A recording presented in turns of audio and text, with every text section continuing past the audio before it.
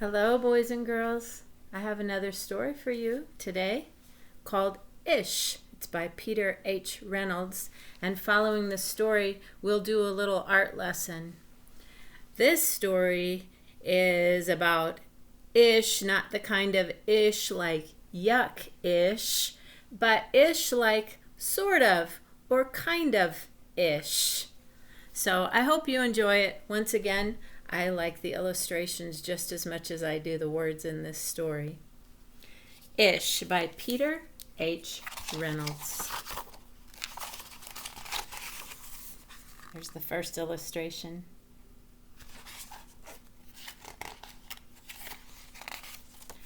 Ramon loved to draw.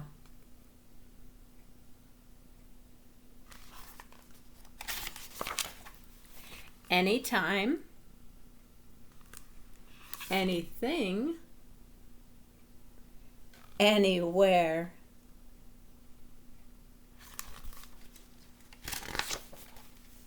One day, Ramon was drawing a vase of flowers. His brother Leon leaned over his shoulder. Leon burst out laughing. "What's that?" he asked.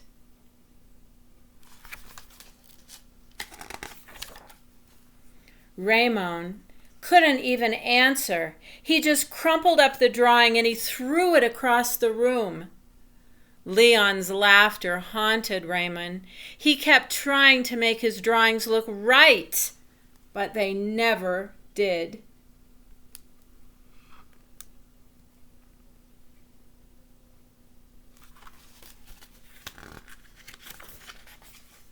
After many months and many crumpled sheets of paper, Raymond put his pencil down. "I'm done."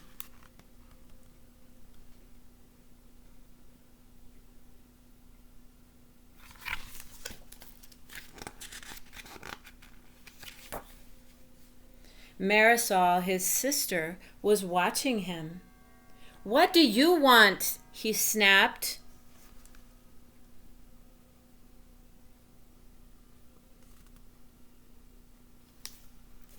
"I was watching you draw," she said. Raymond sneered. "I am not drawing. Go away." Marisol ran away, but not before picking up a crumpled sheet of paper. "Hey, come back here with that!"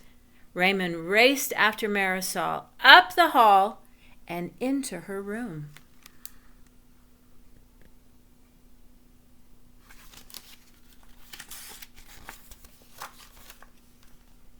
He was about to yell, but he fell silent when he saw his sister's walls. He stared at the crumpled gallery.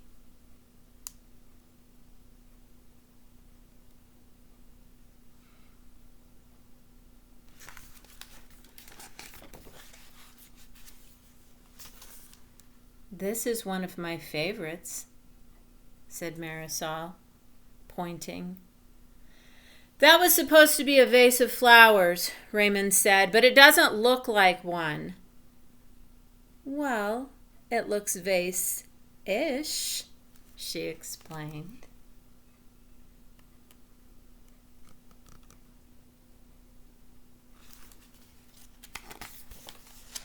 "Vase-ish?" Raymond looked closer, and then he studied all the drawings on Marisol's walls, and he began to see them in a whole new way. "Well, they do look ish," he said.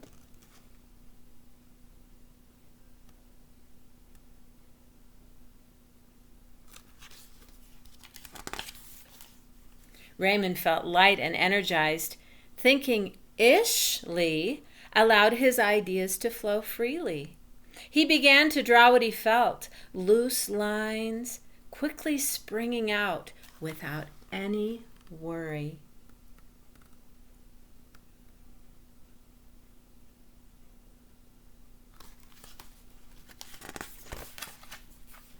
Raymond once again drew and drew. He drew the world around him, Making an ish drawing felt wonderful.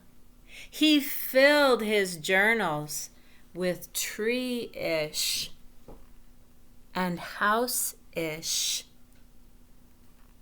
boat-ish, afternoon-ish, fish-ish, and sun-ish.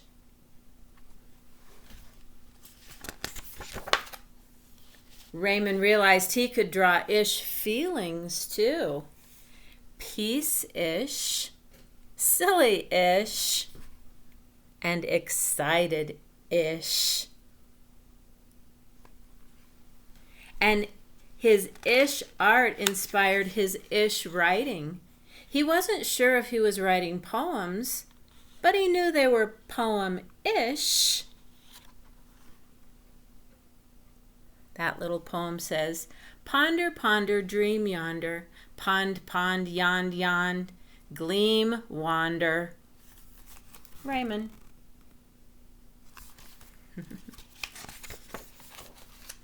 One spring morning, Raymond had a wonderful feeling. It was a feeling that even ish words and ish drawings could not capture. He decided not to capture it. Instead, he simply savored it.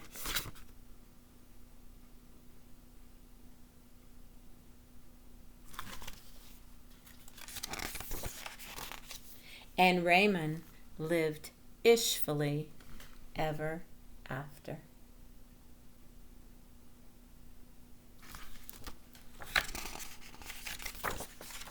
What I love about this story is that we learn that the things that we draw don't have to be perfect.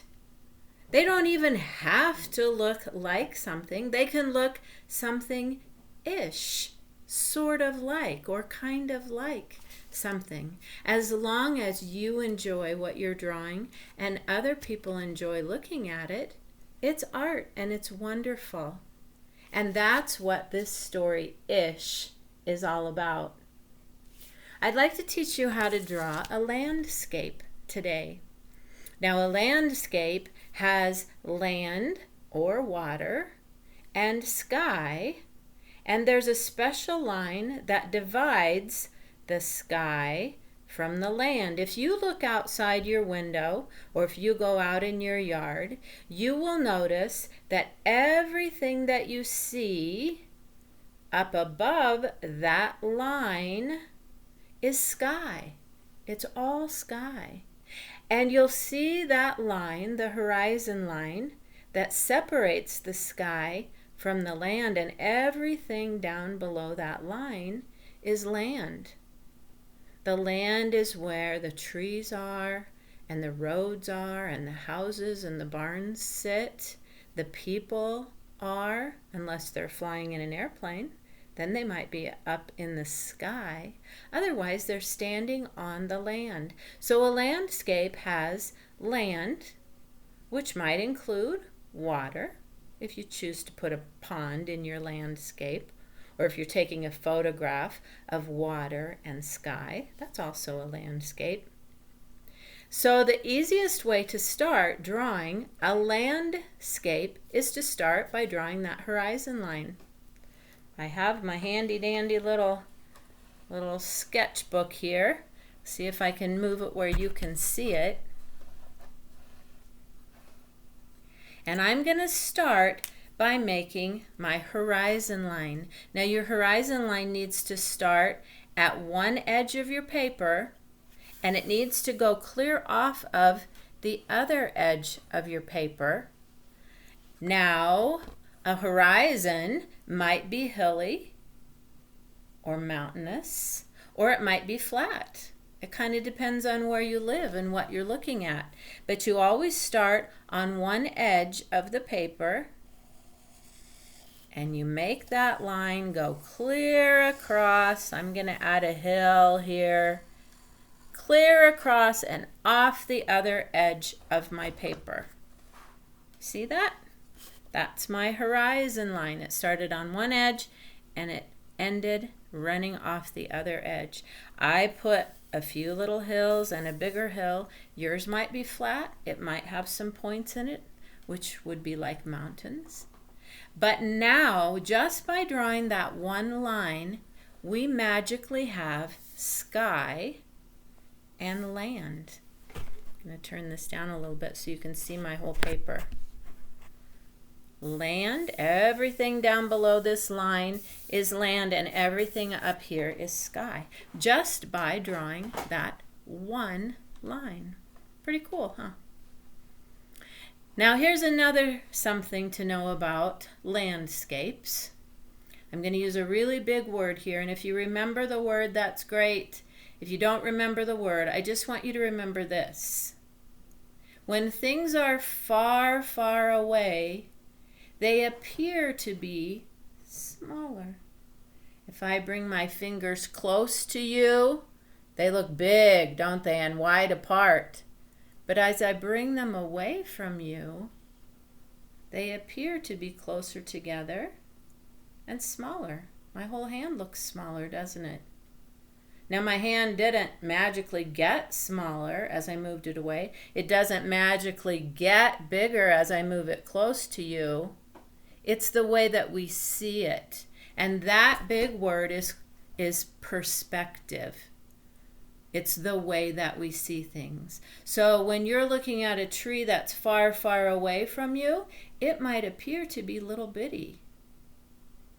If your mom is far, far away at the other end of the house or the other end of the yard, she might appear to be very tiny. But as she gets closer to you or you get closer to her, she appears to be bigger. Perspective, the way that we see things.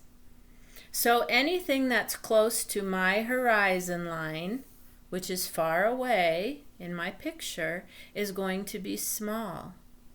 And anything that is closer to me is going to be bigger. Okay. Like I said, if you remember that word, fine. And if you don't, just remember what perspective means. That things that are further away appear to be smaller. And we're going to do a little bit of perspective, a few little tricks in our artwork today using perspective. We'll start with, let's make the sun coming up behind our horizon, or it could be going down. It's up to you. Your picture can have a sunrise or a sunset.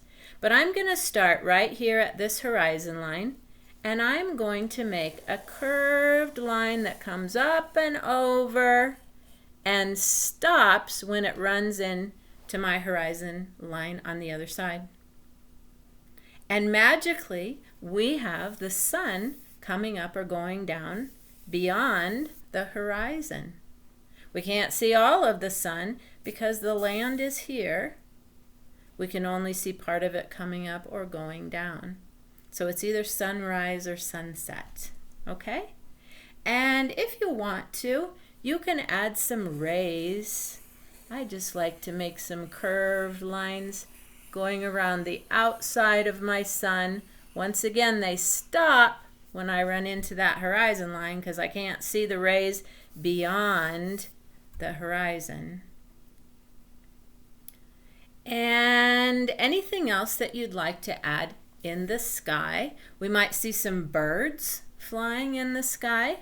An easy way to make birds flying in the sky, because they're far away from you, you can't see the little details.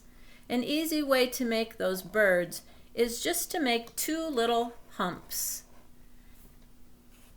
And they can be kind of sideways, but they look like birds flying far away from you. Maybe you want to add some clouds. I just make a series of round lines. Once again, I'm going to stop when I run into my sun. I make these little curved lines, and that kind of looks like a cloud. Maybe I want to make another cloud over here up in the corner of my picture. That's up to you. Anything that you want in your sky, that you might see in your sky, you can add.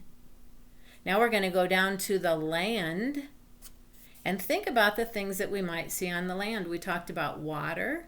We might see roads, people, houses, barns. They all sit on the land, don't they? So let's start by making let's make a road that is going clear back to the horizon. It's going far, far away from us. Okay? So I want you to start right at your horizon and make a line that kind of slants toward you, going down to the bottom of your paper. Okay, now here's the tricky part. Remember that far away, it appears to be close together and smaller, and as it gets closer to you, it appears that it gets wider and larger. So I'm going to start with my two lines, each side of my road, very close together, and as I get closer to me, my lines, the other side of the road, the two lines get further apart. So it looks like this road is going far, far away to me and clear off maybe over that hill. That's called perspective. When things appear to be larger when they're close to you and they appear to be smaller when they're far away. That's a cool little trick, isn't it? That's one of my favorite artist tricks. So now we have a road. Maybe you would like to put a house on the land. You can draw your house any way you want to. I usually start with a roof, and then maybe I make a square underneath it. And if I want to add some perspective, you don't have to, but I make some lines that appear to be getting closer together as they're further away from me. And I'll make the back of the roof, the back side of the house here. Maybe put a little door on the front. You can add some windows. You can add whatever you want. And shall we put some trees? I'm going to put a tree back here behind my house. Now remember, when you run into something you've already drawn, just stop. Here's the bottom of my tree. Maybe there's a tree out here that's a little bit closer to me. So I'm going to make this tree bigger. See that? The trunk of the tree is bigger than this one because it's closer to me. Put some roots at the bottom of my tree, and I'll give it some nice leafy, maybe I'll give it a few branches. You can make branches by just drawing lines there inside of your leaves. Trees aren't perfect. Yours doesn't have to be perfect. But remember, if it's closer to you, it's larger. You draw it larger. And maybe over here I want to draw some people.